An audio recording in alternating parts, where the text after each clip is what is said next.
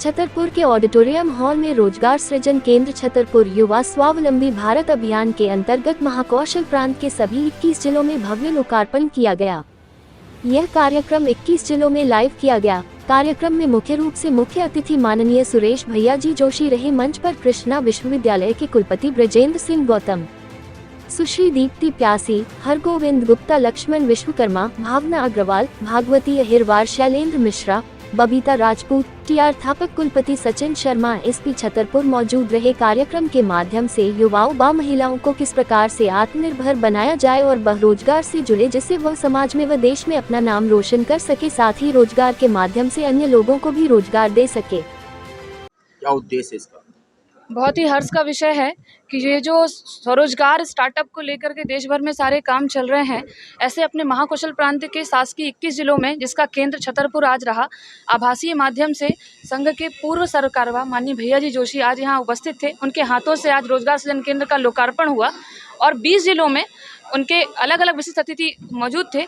ऐसे रोजगार सृजन केंद्र जहाँ पर युवाओं को रोजगार और स्टार्टअप को लेकर हेल्प मिलेगी। ये अभियान स्वावलंबी भारत अभियान ब्रिज का काम करेगा उनको प्रशासन शासन से जोड़ने के लिए। तो इस अभियान के माध्यम से हमारे छतरपुर की बात करें तो यहाँ भी उद्यमिता की क्रांति या छोटे छोटे कार्य, कोई कार्य छोटा बड़ा नहीं होता, उन कार्यों को लोग कर सके, युवा उसके लिए आगे आए, इसके लिए पूरा ये आज आयोजन था। महाराजा छत्रसाल बुंदेलखंड विश्वविद्यालय के सामने ही कंचन भवन में रोजगार सृजन केंद्र की स्थापना हुई है, जिसमें आगे हम सारी गतिविधियाँ अलग अलग ट्रेनिंग अलग अलग के माध्यम से प्रशिक्षित करने का कार्य भी करेंगे। दूसरी इसकी दूरदृष्टि एक और बताना चाहूँगी, जो विकेंद्रीकरण की बात कही कि छतरपुर की योजनाएं छतरपुर में ही बने, वो दिल्ली में ना बने, छतरपुर से फिर दिल्ली जाएं और छतरपुर में वापस आएं, यानी छतरपुर की आवश्यकता के अनुसार यहाँ की योजनाएं बने, उसको लेकर भी भविष्य में हम पहुँचे उस रोजगार सृजन केंद्र के माध्यम से। ऐसा सारा योजना थी। देखिए, आंकड़ा तो इतना है कि जो बेरोजगार हैं वो इसके लिए लाभान्वित हों, उस पूरे आंकड़े को हमको कवर करना है। तो इसलिए हम ये नहीं कह सकते कि आप कहें कि 500 400, ये तो कितना भी आंकड़ा हो सकता है। स्वरोजगार के लिए लोगों को पहले आइडियाज़ देने हैं, उन आइडियाज़ पे उनको काम करने के लिए उनका हेल्प करना है, ये सारा हमारा इसके माध्यम से होगा। कोई ऑनलाइन प्लेटफॉर्म इसका है? हाँ, बहुत अच्छी बात है।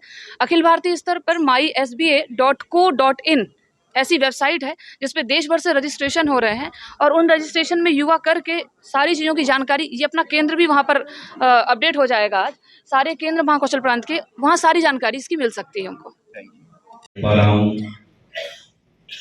सभी महान भावों को हृदय से साधुवाद करते हुए बड़ी संक्षिप्त में अपनी मैं बात रखता हूँ। निश्चित रूप से दो बातें होती हैं, एक रोजगार, दूसरा स्वरोजगार।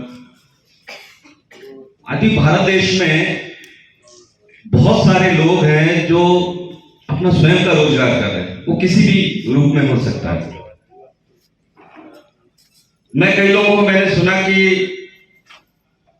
हमारे पास धन नहीं है या धन के कारण से हम रोजगार नहीं कर पा रहे हैं या हम व्यापार के लिए कोई धन की, बहुत बड़े धन की आवश्यकता होती है। मेरा ऐसा तर्क है, ऐसा मेरा मानना है कि धन किसी भी रोजगार प्रारंभ करने का एक साधन हो सकता है, उसका संपूर्ण हल नहीं हो सकता है। और किसी भी रोजगार का सृजन जो है वो एक आइडिया जन्म लेता है, एक आइडिया से उसका विकास होता है। जैसे कि मैं अपनी बात स्वयं में रखता हूँ, सन 1995 में हम 12वीं में पढ़ते थे और 12वीं के बाद ही हमने धन कमाना शुरू कर दिया था।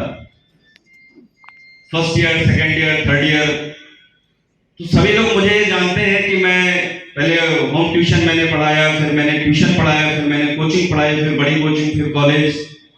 उससे पहले की थोड़ी सी और बात है जो लोग नहीं जानते हैं, आज उस मंच से मैं थोड़ा सा वो भी मैं बता दे रहा हूँ। और उसको मैंने किस तरीके से प्रयोग में लाया, उसको एक रोजगार के रूप में कैसे आयाम दिया। पहले एक एसटीडी हुआ करती थी, लोगों के पास बाहर ही फोन करना है तो फोन करने की व्यवस्था नहीं होती थी, तो हमने एक एसटीडी खोली।